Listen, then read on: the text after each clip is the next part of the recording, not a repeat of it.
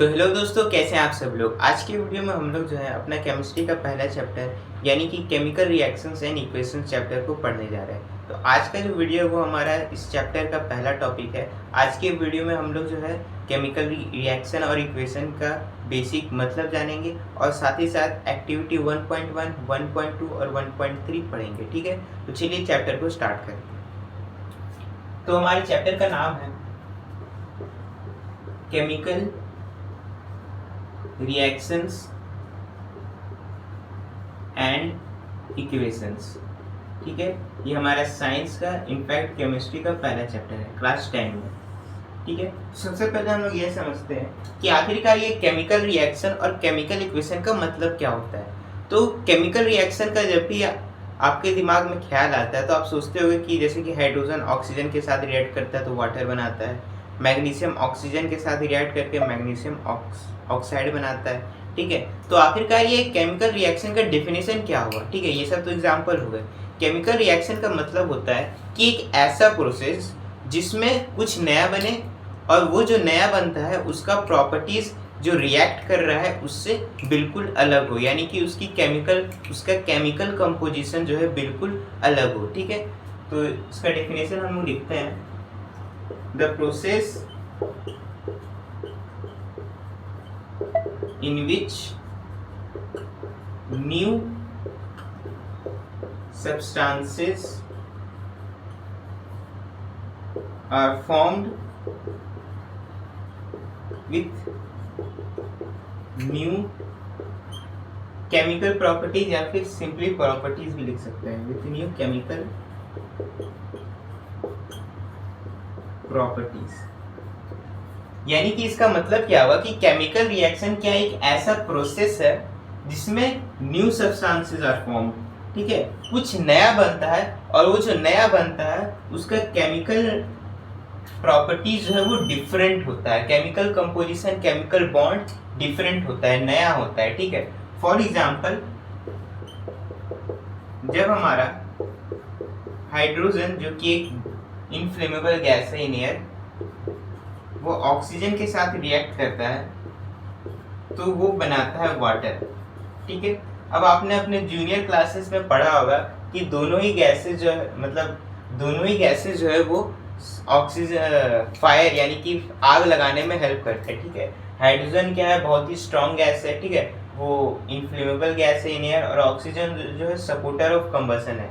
लेकिन वही इन दोनों के रिएक्शन के बाद हमारा जो वाटर बनता है वो एक लिक्विड है जो कि आग बुझाने में हेल्प करता है। ठीक है, तो यहाँ पे क्या हुआ कि देखिए हाइड्रोजन ऑक्सीजन के साथ रिएक्ट हुआ, ठीक है, और वाटर बनाया, तो यहाँ पे कुछ नया बना। ठीक है, कुछ नया बना, हाइड्रोजन और ऑक्सीजन ने रिएक्ट होके कुछ नया बनाया जो कि इन दोनों से टोटली डिफरेंट है। ठीक है, हाइड्रोजन गैस है, ऑक्सीजन भी एक गैस है, और इन दोनों के रिएक्शन ने एक लिक्विड फॉर्म किया, वाटर फॉर्म किया जो कि एक लिक्विड है। ठीक है, और वाटर का क्या है कि प्रॉपर्टीज भी इन दोनों से अलग है कि नहीं। ठीक है, तो यही होता है हमारा केमिकल रिएक्शन की एक ऐसा प्रोसेस जिसमें कुछ नया बनता है with new properties, with different properties, जिसका प्रॉपर्टीज जो है रिएक्टेंट से अलग होता है। ठीक है, यानी कि प्रोडक्ट, ये हमारा प्रोडक्ट है और ये हमारा रिएक्टेंट है, तो प्रोडक्ट का जो प्रॉपर्टीज है यानी कि सिंपली बोले तो केमिकल कंपोजिशन, ठीक है, या फिर केमिकल बॉन्ड, वो इन दोनों से अलग होता है। ठीक है, अब समझते हैं कि ये केमिकल इक्वेशन क्या होता है। ठीक है,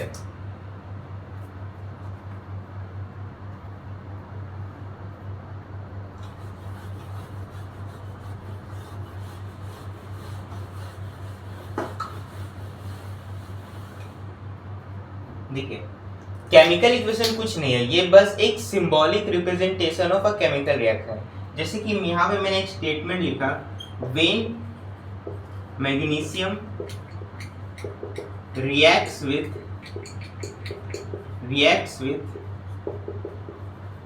oxygen, it forms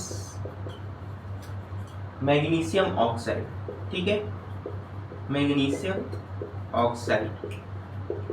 ठीक है, यहाँ पे क्या हुआ कि यहाँ पे मैंने केमिकल रिएक्शन लिखा।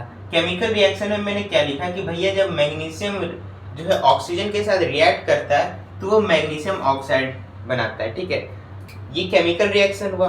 अब इसी को जब हम लोग सिंबल्स और फॉर्मूला के रूप में रिप्रेजेंट कर देंगे तो वो केमिकल इक्वेशन हो जाएगा। जैसे कि मान लीजिए यहाँ पे मैंने लिखा when magnesium reacts with oxygen it forms magnesium oxide.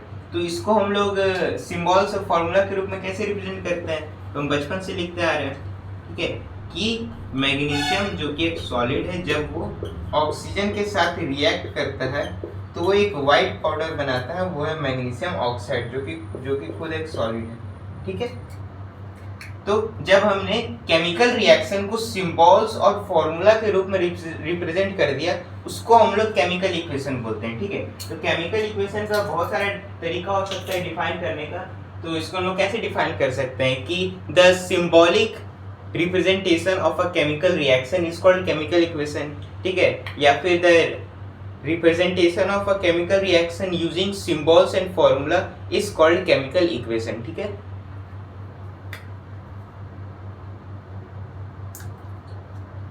ठीक है, तो इसी को हम लोग केमिकल इक्वेशन कहते हैं, ठीक है। तो केमिकल इक्वेशन का भी डेफिनेशन लिख लेते हैं।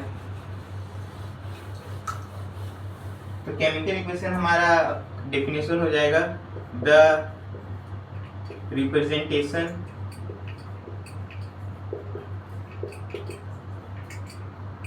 Of a chemical reaction using symbols and formula is called chemical equation, is called chemical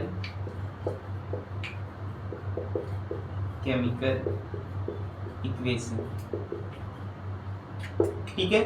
तो जब हम लोग किसी भी केमिकल रिएक्शन को सिंबल्स एंड फॉर्मूला के रूप में रिप्रेजेंट कर सकते हैं, या फिर एक और इसका डेफिनेशन कह सकते हैं कि a shorter way of representing a chemical reaction is called chemical equation, ठीक है। ये भी केमिकल इक्वेशन का डेफिनेशन हो सकता है, ठीक है। तो केमिकल इक्वेशन क्या हो गया, the representation of a chemical reaction using symbols and formula is called chemical equation.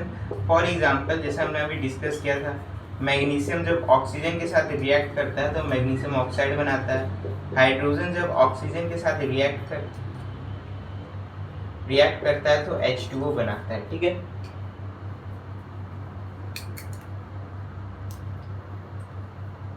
चलिए अब हम लोग जो है केमिकल इक्वेशन के दो टाइप्स को पढ़ते हैं, ठीक है।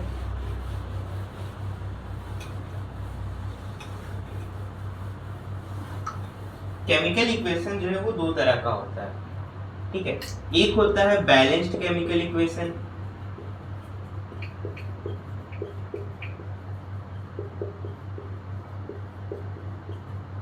और दूसरा होता है अनबैलेंस्ड केमिकल इक्वेशन।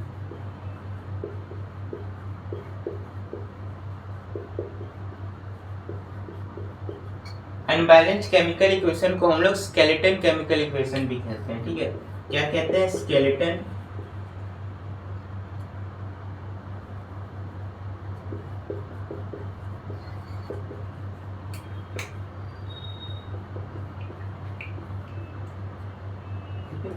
अब ये balanced chemical equation, unbalanced chemical equation, या फिर जिसको स्केलेटन केमिकल इक्वेशन भी बोलते हैं, ये होता क्या है, ठीक है। जैसे कि मैंने यहाँ पे इससे पहले केमिकल इक्वेशन लिखा था कि जब मैग्नीशियम ऑक्सीजन के साथ रिएक्ट करता है तो मैग्नीशियम ऑक्साइड बनाता है। तो यहाँ पे क्या है कि आपने अपने 9th क्लास में पढ़ा होगा कि एक साइंटिस्ट है एंटोनी एल लेवॉइजर। उन्होंने क्या दिया था, अपना एक केमिकल लॉ दिया था, ठीक है। उन्होंने उसमें क्या कहा था कि mass of total reactant is equals to mass of product. कुछ याद आ रहा है एटम्स एंड मॉलिक्यूल्स चैप्टर में, ठीक है। तो उन्होंने क्या कहा था कि रिएक्टेंट में जितने भी एटम्स है उनके मास प्रोडक्ट में जितने भी एटम्स है उनके मास के इक्वल होगा, कब, इन अ केमिकल रिएक्शन। तो ये क्या है, केमिकल रिएक्शन है। अब देखते हैं कि क्या वो लॉ यहाँ पे फॉलो हो रहा है। यहाँ पे मैग्नीशियम का एक एटम है, ठीक है। यहाँ पे भी मैग्नीशियम का एक एटम है, ठीक है। मैग्नीशियम तो ठीक है। यहाँ पे देखिएगा ऑक्सीजन का 2 एटम है, और यहाँ पे भी, लेकिन यहाँ पे क्या है कि ऑक्सीजन का एक ही एटम है। तो ये एक अनबैलेंस्ड केमिकल इक्वेशन है, ठीक है। तो केमिस्ट्री में जनरली हम लोग को बैलेंस्ड केमिकल इक्वेशन ही लिखने को कहा जाता है, ठीक है। ठीक है, तो अब आपका सवाल होगा कि बैलेंस्ड केमिकल इक्वेशन क्यों लिखने के लिए कहा जाता है? क्योंकि अगर आप एग्जाम में अनबैलेंस्ड केमिकल इक्वेशन लिखोगे तो आपका मार्क्स कट जाएगा, ठीक है। ये तो एक रीजन है ही कि मार्क्स कट जाएगा, लेकिन इससे पहले जो मैंने आपको रीजन बताया कि ताकि जो लॉ है वो फॉलो हो सके, इसी कारण से हम केमिकल इक्वेशन को बैलेंस करते हैं, ठीक है। चलिए, तो बैलेंस हम लोग कैसे करते हैं? देखिए, बैलेंसिंग का हम लोग एक पार्टिकुलर वीडियो बनाएंगे, अभी मोटा मोटी समझ लेते हैं। जैसे मैंने यहाँ पे लिखा, अच्छा मैग्नीशियम का एग्जाम्पल लेते हैं। जैसे मैंने यहाँ पे लिखा कि भैया जब मैग्नीशियम ऑक्सीजन के साथ रिएक्ट करता है तो मैग्नीशियम ऑक्साइड बनता है। अब देखिए यहाँ पे मैग्नीशियम एक है तो यहाँ पे भी मैग्नीशियम एक है, डन है। यहाँ पे ऑक्सीजन दिक्कत कर रहा है, ऑक्सीजन यहाँ पे जो है, यहाँ पे ऑक्सीजन एक ही है, तो हम लोग क्या करेंगे, इधर 2 लगा देंगे, ठीक है। यहाँ पे 2 नहीं लगाएंगे, नहीं तो फिर तो केमिकल सिंबल ही चेंज हो जाएगा, केमिकल फॉर्मूला ही चेंज हो जाएगा, ठीक है। तो केमिकल फॉर्मूला सिंबल को हमको चेंज नहीं करना, हमें कोई भी वैल्यू कोफिशिएंट में रखना है, ठीक है। कोफिशिएंट में डालना है कोई भी वैल्यू, ठीक है। कोफिशिएंट आप समझते हैं ना, मैथ में पढ़ा होगा। तो हमें जो है कोफिशिएंट में ही वैल्यू डाल के जो है किसी भी केमिकल रिएक्शन को या फिर केमिकल इक्वेशन को बैलेंस करना है। तो अब देखिए यहाँ पे ऑक्सीजन 2 हो गया, लेकिन मैग्नीशियम भी 2 हो गया, तो अब हम लोग क्या करेंगे, कुछ नहीं, यहाँ पे भी 2 लगा देंगे। मैग्नीशियम का Mg का कोफिशिएंट में 2 लगा दिया, ठीक है। तो अब देखिए अभी क्या बैलेंस हो गया, बिल्कुल हो गया। यहाँ पे मैग्नीशियम 2, ऑक्सीजन 2, ठीक है, ये बैलेंस हो गया, ठीक है। तो बैलेंस्ड केमिकल इक्वेशन और अनबैलेंस्ड केमिकल इक्वेशन का डेफिनेशन क्या होता है, ठीक है।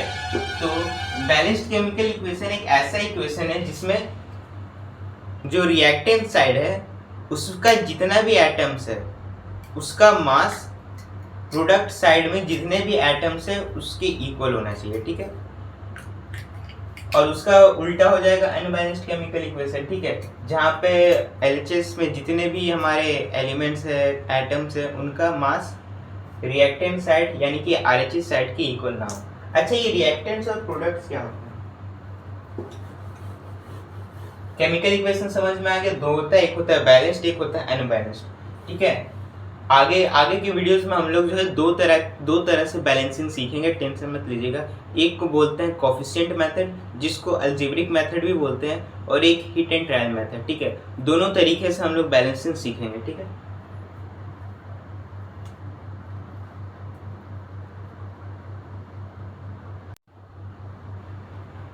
तो रिएक्टेंट्स और प्रोडक्ट्स क्या होता है, देखिए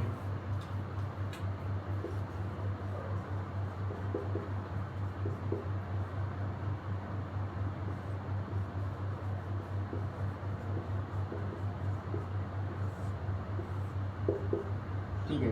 तो रिएक्टेंट्स और प्रोडक्ट का मतलब तो आप समझते होंगे कि जो रिएक्ट हो रहा है वो रिएक्टेंट्स हो गया, और रिएक्ट होने के बाद जो बन रहा है वो प्रोडक्ट हो गया।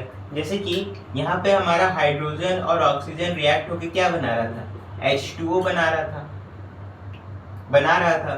तो यहाँ पे हाइड्रोजन और ऑक्सीजन क्या हुआ, रिएक्ट हुआ, तो ये हो गया हमारा रिएक्टेंट्स। और दोनों के रिएक्ट होने के बाद बना क्या, H2O, तो H2O हमारा क्या हो गया, प्रोडक्ट। तो सिंपली लिखेंगे, रिएक्टेंट्स का सिंपली मतलब क्या हो गया कि the substances which undergo chemical change या फिर chemical reaction, ठीक है। अच्छा, आपसे मेरा एक सवाल है कि क्या केमिकल चेंज और केमिकल रिएक्शन दोनों एक ही बात है? तो इसका जवाब है हाँ, दोनों एक ही बात है, ठीक है। केमिकल चेंज के प्रोसेस को ही हम लोग केमिकल रिएक्शन कहते हैं, ठीक है। तो केमिकल चेंज में क्या होता है कि केमिकल चेंज आपने अपने जूनियर क्लास में पढ़ा होगा कि ऐसा चीज जिसमें कुछ नया बने और उसका प्रॉपर्टीज जो है अलग हो, ठीक है ना। तो केमिकल रिएक्शन का भी अभी हमने डेफिनेशन क्या पढ़ा, वही पढ़ा। तो केमिकल चेंज और केमिकल रिएक्शन दोनों एक ही बात है, ठीक है। बहुत सारी किताब में आपको the process of chemical change is called chemical reaction लिखा हुआ मिलेगा, ठीक है। तो कंफ्यूज मत होइएगा, केमिकल चेंज और केमिकल रिएक्शन एक ही बात है। केमिकल चेंज के प्रोसेस को हम लोग केमिकल रिएक्शन कहते हैं, ठीक है।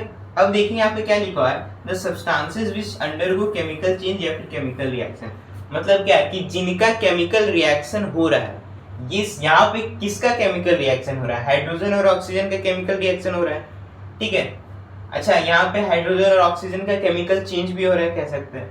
अच्छा एक और एग्जांपल ले लेते हैं कि जब मैग्नीशियम ऑक्सीजन के साथ रिएक्ट होता है तो मैग्नीशियम ऑक्साइड बनाता है। यहाँ पे किसका केमिकल रिएक्शन हो रहा है, मैग्नीशियम और ऑक्सीजन का केमिकल रिएक्शन हो रहा है, ठीक है। तो जिनका केमिकल रिएक्शन हो रहा है या फिर केमिकल चेंज हो रहा है उसी को हम लोग रिएक्टेंट्स कहते हैं, ठीक है। जनरली हम लोग रिएक्टेंट्स को एलएचएस में लिखते हैं, प्रोडक्ट को आरएचएस में लिखते हैं, ठीक है। पर ये हमें हमेशा के लिए ट्रू नहीं है, ठीक है। कभी कभी रिवर्सिबल रिएक्शन के लिए हम लोग जो है इसका उल्टा करते हैं, ठीक है, वो नहीं पढ़ना भी आपको, ठीक है। अच्छा प्रोडक्ट क्या होता है, तो प्रोडक्ट का सिंपल सा डेफिनेशन हो गया, the substances which are formed after a chemical reaction, ठीक है। प्रोडक्ट क्या हो गया भाई, ठीक है। अच्छा यहाँ पे मैंने ब्रैकेट में इसकी लिखा है कि हो सकता है एक ही प्रोडक्ट बने या फिर बहुत सारे प्रोडक्ट बने, ठीक है, जरूरी नहीं है, ठीक है। केमिकल रिएक्शन होगा तो हो सकता है कुछ एक ही प्रोडक्ट बनेगा या फिर बहुत सारा प्रोडक्ट बनेगा, एक से ज्यादा होगा, तो इसलिए ब्रैकेट में उसके लिए एस लिखा जाता है। तो प्रोडक्ट्स क्या होगा कि the substances which are formed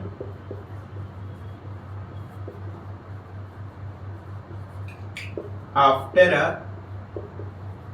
chemical reaction, ठीक है। ऐसे सब्सटेंसेस जो केमिकल रिएक्शन होने के बाद फॉर्म होते हैं, जैसे कि यहाँ पे क्या फॉर्म हुआ, हाइड्रोजन और ऑक्सीजन के रिएक्ट होने के बाद H2O फॉर्म हुआ, वाटर फॉर्म हुआ, तो ये हमारा क्या हो गया, प्रोडक्ट हो गया, ठीक है।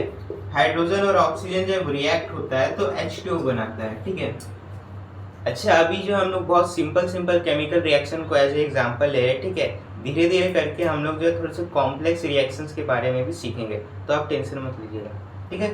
तो ये क्या होगा, हाइड्रोजन जब ऑक्सीजन के साथ रिएक्ट होता है तो वाटर बनाता है, तो यहाँ पे क्या बन रहा है, रिएक्शन होने के बाद वाटर बन रहा है, तो ये हमारा क्या हो गया, प्रोडक्ट हो गया, ठीक है। चलिए हम लोग जो अपनी किताब का एक्टिविटी 1.1 आज समझते हैं, ठीक है।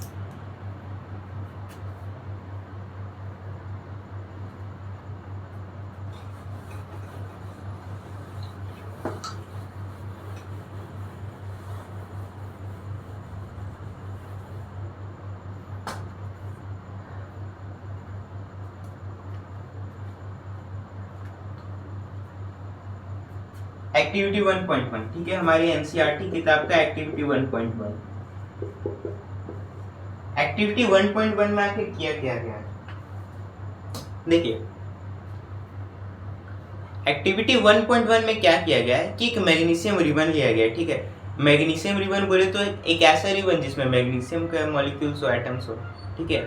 तो एक ऐसा रिबन लिया गया है, ठीक है, 5 से 6 इंच कुछ लिया गया है मैग्नीशियम रिबन, ठीक है, मैग्नीशियम रिबन लिया गया, ठीक है।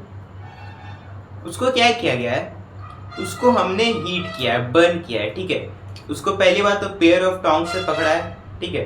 पेयर ऑफ टोंग्स आप अपने केमिस्ट्री लैब में देखिएगा होता है, पेयर ऑफ टोंग्स से पकड़ के उसको हमने बर्नर से बर्न किया, मतलब सिंपली बोले तो उसको हीट प्रोवाइड किया, यानी कि हमने क्या किया कि मैग्नीशियम को हीट प्रोवाइड कर दिया, हीट प्रोवाइड किया।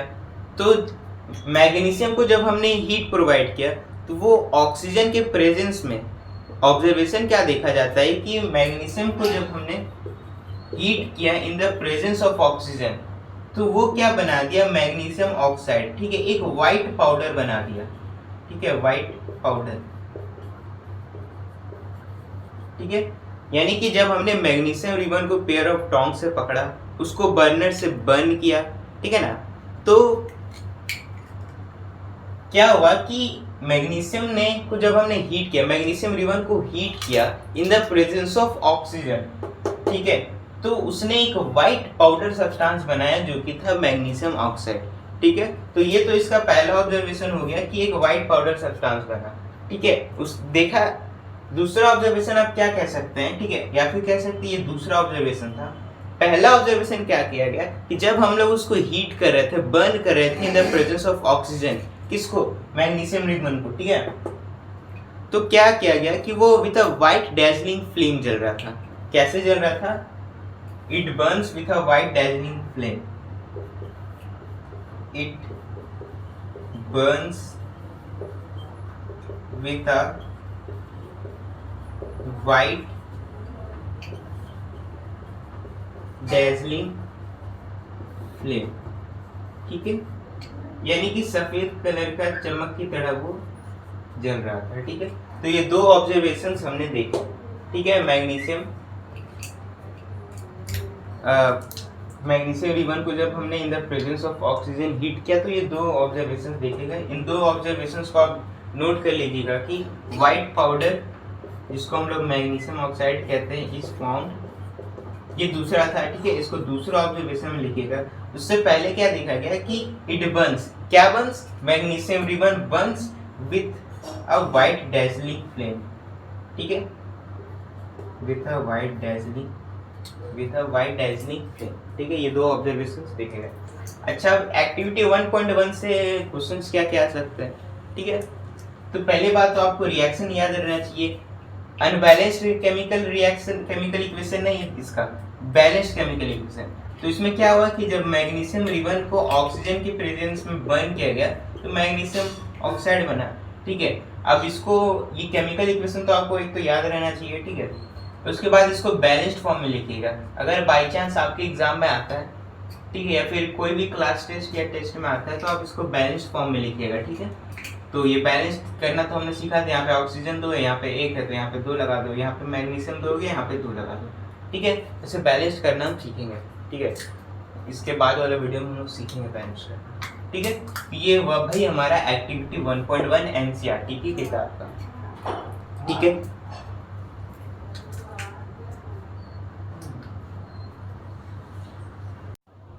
ठीक है, तो ये था हमारा एक्टिविटी 1.1। अब हम लोग समझते हैं एक्टिविटी 1.2, और ये जो हमारा लास्ट वीडियो होने वाला है, ठीक है। एक्टिविटी नेक्स्ट वीडियो में हम लोग एक्टिविटी 1.3 और characteristics of a chemical reaction समझेंगे, ठीक है। एक्टिविटी 1.2, देखिए एक्टिविटी 1.2 में क्या किया गया है, एक लेड नाइट्रेट नाम का सब्सटेंस किया गया। क्या लिया गया? लेड नाइट्रेट, ठीक है, PbNO3 इसका फॉर्मूला है, केमिकल फॉर्मूला। उसको क्या किया गया है? पोटेशियम आयोडाइड के साथ रिएक्ट करवाया गया है। ये क्या है? लेड नाइट्रेट, ठीक है, लेड नाइट्रेट। और ये क्या है? पोटेशियम आयोडाइड, ठीक है। सारे जितने भी मैं आपको केमिकल रिएक्शन बता रहा हूँ वो आप एक कॉपी में नोट करते जाइएगा, और साथ ही साथ डेफिनेशन भी नोट करते जाइएगा, ठीक है, क्योंकि बहुत इंपॉर्टेंट है। तो भैया जब लेड नाइट्रेट पोटेशियम आयोडाइड के साथ रिएक्ट करता है तो क्या बनाता है? इन दोनों के बीच जब रिएक्शन होता है तो ये बनाता है लेड आयोडाइड, ठीक है। ये क्या है? लेड आयोडाइड, ठीक है। अब ये रिएक्शन कैसे हो रहा है तो ये हम लोग अभी नेक्स्ट वीडियो में समझेंगे। आपको अभी बस समझना है कि हो क्या रहा है, ठीक है। और अभी फिलहाल के लिए आपको रिएक्शन याद करना है, ठीक है। केमिस्ट्री में केमिकल जितने भी आपकी एक्टिविटी है उसमें जितने भी केमिकल रिएक्शंस के बारे में डिस्कस किया गया है वो बहुत इंपॉर्टेंट है, ठीक है। उनको आपको याद रखना है विथ ऑब्जर्वेशंस एंड कंक्लूजन, ठीक है। कलर भी याद रखना है, ठीक है, आगे चल के हम लोग कलर भी जानेंगे। हाँ, तो लेड नाइट्रेट जब पोटेशियम आयोडाइड के साथ रिएक्ट करता है तो लेड आयोडाइड बनाता है प्लस पोटेशियम नाइट्रेट बनाता है, ठीक है।